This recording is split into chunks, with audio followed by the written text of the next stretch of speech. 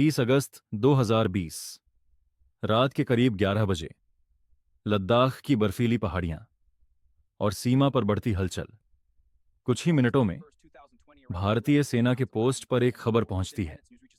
चीनी टैंक और सैनिक भारतीय मोर्चों की ओर बढ़ रहे हैं।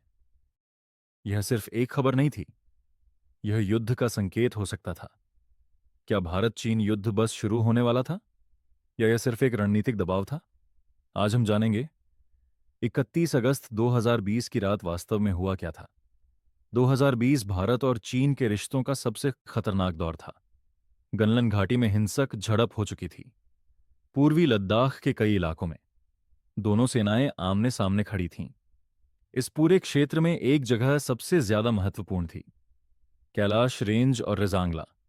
जो भी इन ऊंचाइयों पर नियंत्रण रखता, उसे रणनीतिक बढ़त मिलती। और इसी इलाके में 31 अगस्त की रात तनाव अपने चरम पर पहुंच गया। पूर्व सेना प्रमुख जनरल मनोज मुकुंद नरवणे की एक अप्रकाशित किताब के अनुसार उस रात चीन ने एक साहसिक कदम उठाने की कोशिश की। सूत्रों के मुताबिक चीनी टैंक धीरे धीरे आगे बढ़ने लगे।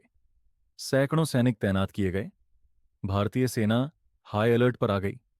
लेकिन सबसे बड़ा सवाल था, क्या भारतीय सेना को जवाबी कार्रवाई की अनुमति दी जाए? एक गलत आदेश पूरे एशिया को युद्ध में झोंक सकता था।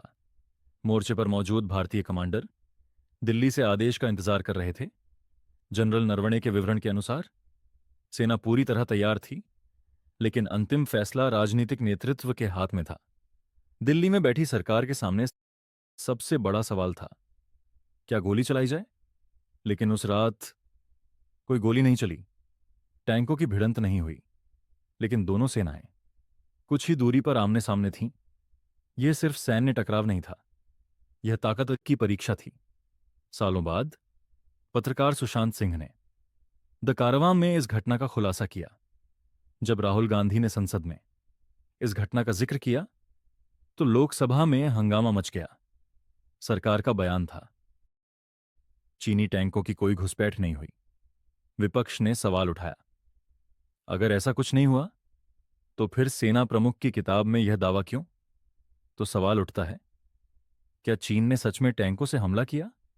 जमीनी हकीकत यह है, कोई आधिकारिक युद्ध नहीं हुआ।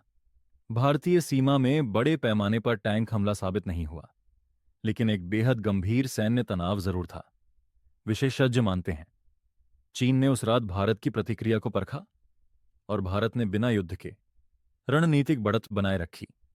आज के दौर में युद्ध सिर्फ गोलियों से नहीं लड़े जाते, कभी कभी खामोशी ही सबसे बड़ा हथियार होती है।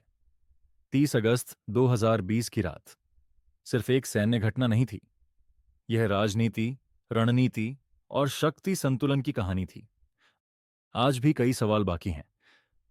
क्या भारत पूरी तरह तैयार था?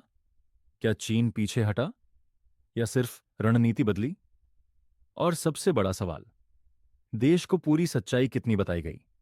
अगर आपको ऐसे ही गहरी और सच के करीब रिपोर्टिंग चाहिए, तो चैनल को सब्सक्राइब करें, क्योंकि सच हमेशा साफ नहीं होता और सत्ता हमेशा पूरी सच्चाई नहीं बताती।